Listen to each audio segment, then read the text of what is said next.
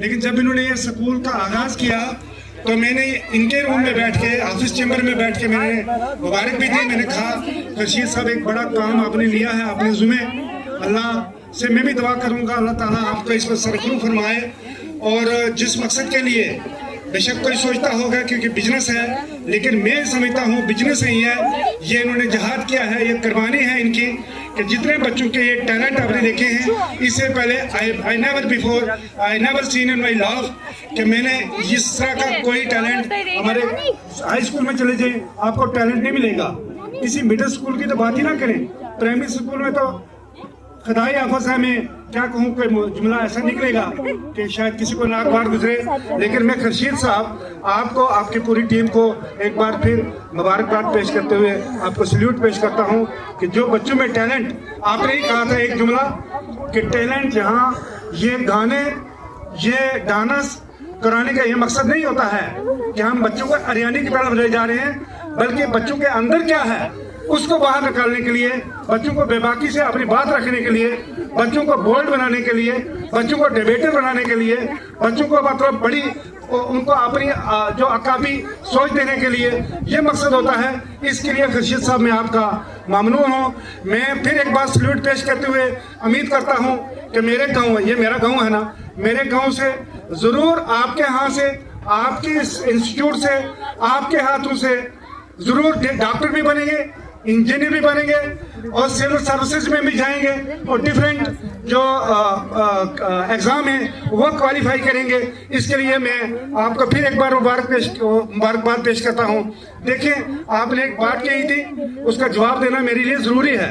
हरचंद के मुझे आपने 2 मिनट दिए कि आपने कहा समाज यहाँ का मुझे साथ ताउन नहीं करता है, इसको मैं एडमिट करता हूँ, मैं इसको एडमिट करता हूँ। हमारे यहाँ जितने पढ़े लिखे लोग हैं जो रिटायर हो चुके हैं, उन सबको यहाँ आना चाहिए था, उन सबको अपना कंट्रीब्यूट करना चाहिए, अपनी सजेशन देनी चाहिए, सोसाइटी में अवेयर करना चाहिए कि बच्चों को अकेडमी में भेजें। स्कूलों को मैं बर्बाद करने के हक में नहीं हूँ, लेकिन अगर अकेडमी में आएंगे तो आज जो अकेडमी का बच्चा है, नर्सरी का बच्चा है, उसको स्कूल में लेके चले जाएं। मैं शायद कोई ज़्यादा बात कह दूँ, एक दिन मेरे पास कोई बच्चा था, वो मैट्रिक का स्टूडेंट है हमारे हाई स्कूल का, यकीन जाने के वो उर्दू में एप्लीकेशन नहीं लिख सकता था तो इंग्लिश में लिखना तो दूर की बात है।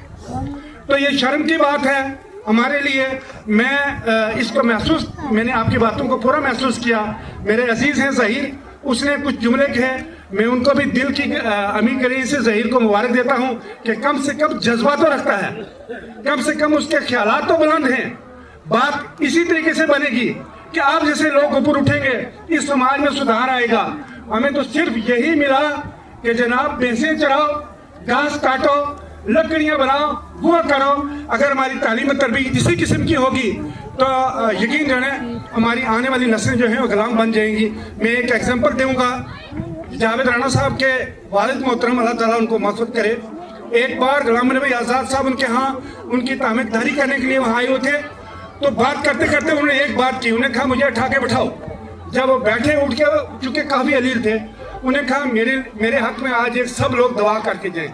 उन्हें पता नहीं क्या दुआ है, उन्हें अपना ये चोली जो है, दामन जो है ना, ये उठाया, कहने लगा जनाब मैं दुआ करता हूँ मेरे समाज के लोग जो हैं एक तो भैंसे न रखे, जिन्हें रखे हुए वो मर जाएं, और जो हमारी खिरपेची जो है अगर ये दवा हो जाए तो हमारी नस्ल जो है, हम किसी से कम नहीं है। हमारे बच्चे भी यहाँ के नासा में जा सकते हैं, हमारे बच्चे भी यहाँ जाके दिल्ली में पढ़ सकते हैं, कम्पीट कर सकते हैं। हमारे यहाँ के बच्चों ने, मेरे खर्शीद साहब समाज हमारा, आपने कहा कि एक जट लड़का है, सलीम साहब को आपने मुखातब किया कि वो लायक है, तो बाकी जट नालायक नहीं है। लेकिन स्कूल कौन भेजे, उसको तरबियत कौन करे, उसको सोसाइटी की तरबियत करनी चाहिए, वालिदैन तरबियत करें, सोसाइटी में ऐसा माहौल हो, सोसाइटी ये बताए कि हमने अच्छे काम करने हैं, हमने स्कूल जाना है। यहाँ इसी पुल पर अगर भांग पीने वाले बच्चे होते हैं तो उसी स्कूल के आपने स्कूल लाके हमें ये तरबियत दी है, हमें तालीम दी है, हमें ये सोच दी है, हमें फिक्र दिया है कि बात उससे नहीं बनेगी, बात किससे बनेगी। तो इसमें आने के लिए मुझे भी चाहिए कि मैं भी अपना कंट्रीब्यूट करूं, समाज के जितने भी बने वो कंट्रीब्यूट करें।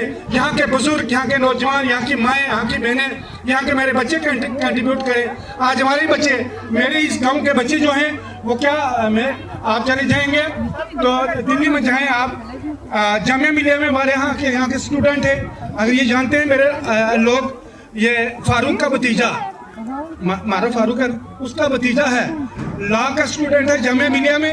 एक दिन मुझे फोन करता है कि उमर अब्दुल्ला साहब का फोन दे दो। मैंने कहा क्यों? उन्होंने कहा पूछे कि कौन सी बात है जी, आप मुझे फोन दे। मैं कहा यार क्यों? उसने कहा मैं अपना रूम बुक कराना है, उमर अब्दुल्ला को कहूँगा कि चाणक्यपुरी में जेके हाउस में मेरा रूम क्यों नहीं है। और मैं, आप यकीन माने, कसम से, खुशी से, फखर से मेरी छाती फूल गई। और मेरा भतीजा है, अगर उसके बाप का आप देखेंगे निहायत ही सादा है, और सोच उसकी कितनी बुलंद थी कि चाणक्यपुरी में मुझे भी एकोमोडेशन मिल सकती है। कोई जरूरी नहीं कि कश्मीर के, श्रीनगर के कश्मीरी को मिले, या उमर अब्दुल्ला साहब के बेटे को मिले, या किसी बड़े आदमी को मिले, किसी छोटे को भी मिल सकती है। लेकिन सब कुछ इन बच्चों के ज़हन में हमें डालना है कि भाई आप भी यहाँ एसपी भी बन सकते हो, डीसी भी बन सकते हो, आप तहसीलदार भी बन सकते हो, आप बीडीओ भी बन सकते हो, आप एसएचओ भी बन सकते हो, आप डॉक्टर भी बन सकते हो, आप इंजीनियर भी बन सकते हो। क्यों नहीं बन सकते हो आप? लेकिन उस तरफा में मेरी भी जिम्मेदारी है, वालिदैन की भी जिम्मेदारी है, समाज सोसाइटी की जिम्मेदारी है। तो मैं आपको एक बार फिर सलाम पेश करते हुए इस बात के साथ कि जनाब यहाँ जावेद राणा साहब यहाँ आपके भी एमएलए हैं, मेरे भी एमएलए हैं, मंत्री बने हैं, आपके भी मंत्री हैं, मेरे भी मंत्री हैं। मैं कहूँगा, मैंने अपने दिल में बैठे बैठे सोची कि मैं कहूँगा कि आप कहीं जब इस एरिया में गुजरें तो मैं आपसे राब्ते में रहूँगा। आप इस इंस्टीट्यूट के अंदर उनको लाएं, कम से कम कोई लाइब्रेरी, कोई कुछ इस स्कूल के लिए, चूँकि इंस्टीट्यूट जो है वो प्राइवेट है, प्राइवेट इंस्टीट्यूट में इसी डोनेशन के तौर पर ही ये ऊपर उठेगा। इसमें क्या क्या